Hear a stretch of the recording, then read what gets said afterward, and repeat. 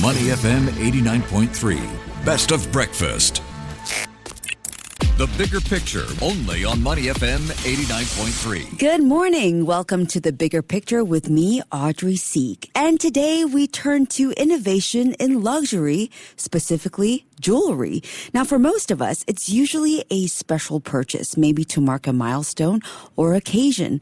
But behind the diamonds and designs lies an industry at a crossroads, one rooted in heritage and tradition, yet being pushed to innovate by a new generation of buyers and a digital-first world. And that's where our next guest comes in. Monil Kothari is the founder and CEO of Haus of Brilliance in New York City, a company that calls itself an anti-brand in the luxury space.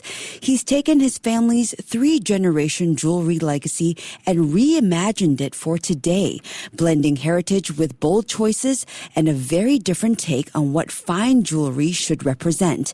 And we're pleased to welcome Monil Kothari to the show, dialing in from the Big Apple. Thanks for joining us, Monil.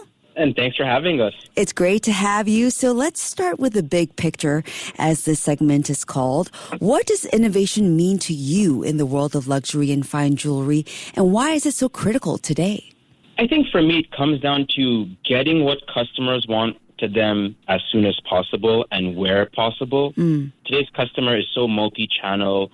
There's so many touch points for them. There's so much product offering out there. They have no shortage of options. And so for us to be innovative is to be at the forefront of that, making sure our assortment is big enough, making sure we have something for everyone. It's one of our internal mottos.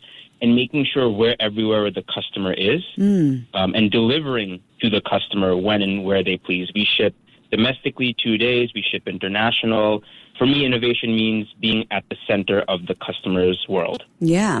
All right. So you have described your company as an anti-brand or an anti-brand. How can you explain this to us? Unpack what this means and why does it matter in today's luxury market?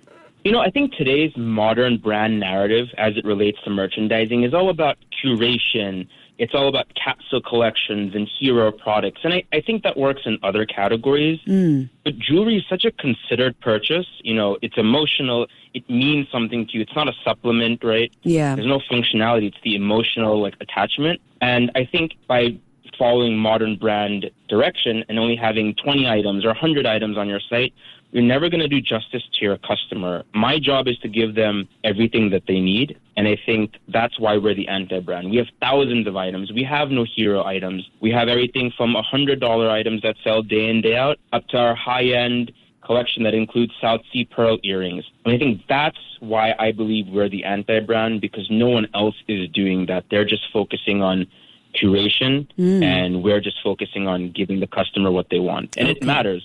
Because again, going back to my previous answer, customers have so much choice of location where they can buy from. So instead of having them search a million websites for that one piece, they should just come to the Haus of Brilliance, where most likely we have what they need. Yeah, and you talked about how there's no shortage of options, right? And in a city like New York, you know, so many iconic jewelry houses like the Tiffany's, the Harry Winstons, as well as so many independent jewelers as well. Who do you see as your real quote-unquote competition, and how does that shape your approach?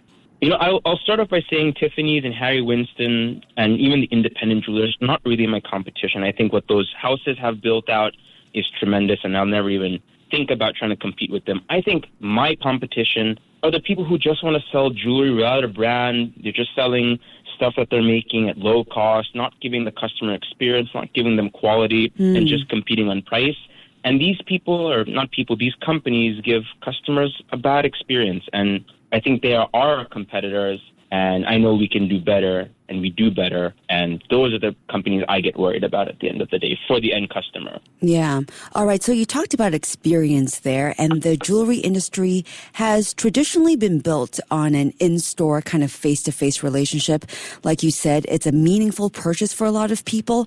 So how did you navigate bringing a heritage business like yours into the digital retail space without losing that personal touch that is so important when it comes to jewelry purchases? You know, I think it was a bit of a happy accident when I first joined our family business. You know, our traditional wholesale business had kind of fallen apart, and we just had a lot of product. And my dad said, "Why don't you put it online?" And we started there, and what became sort of a distraction for me is what led to what you see today with Haus of Brilliance. I think especially during COVID, consumer buying behavior changed. And at the same time, 10, 15 years of e-commerce building has gotten us to the point where people trust in Amazon, or they'll trust a First Dibs, or they'll trust direct-to-consumer businesses now. So there's less hesitancy about spending, $100,000, even $10,000, $50,000 online on pieces, just because there's all the protections in place and because e-commerce is now more of a mature segment. So I think we're doing justice to the heritage by bringing product to where people are buying them. We're not in the 90s anymore with 1,000 department stores. People don't even have that time. People want that convenience.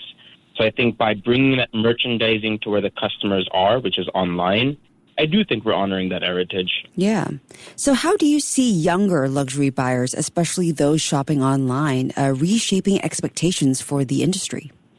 I think one great example is just trends.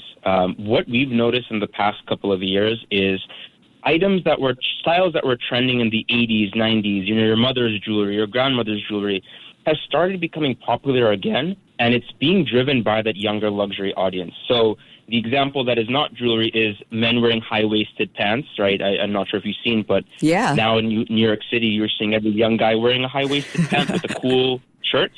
Yeah. It's the same with brooches. I cannot tell you the amount of brooches I have sold in the past 2 years online. Percentage of our assortment, and it's the highest sell-through as a category.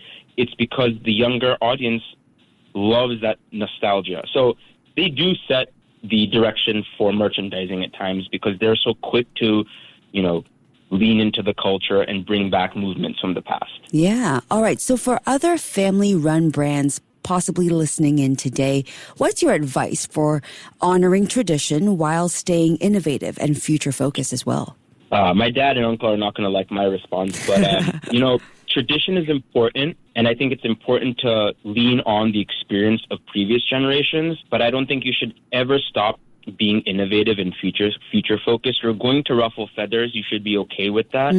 A good family business will understand that, but honoring tradition is important, but not being cut out of the market because you were scared to or because you didn't want to change the way things were is going to kill your business. The world moves so much faster today than it did 10, 15, 20 years ago.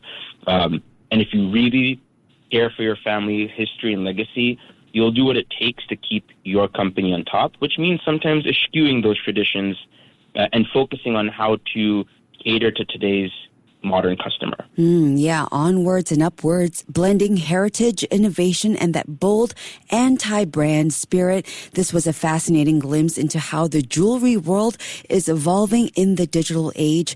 Big thanks to Monil Kothari, founder and CEO of Haus of Brilliance in New York City, for joining us today. It was great chatting with you. Thank you again for having me. It was such an honor. Thank you so much. Stay right here on Money FM 89.3. Before acting on the information on Money FM, please consider if it's suitable for your own investment objectives, financial situation, and risk tolerance. To listen to more great interviews, download our podcasts at audio.sg or download the audio app. That's AWEDIO, audio at the App Store and Google Play.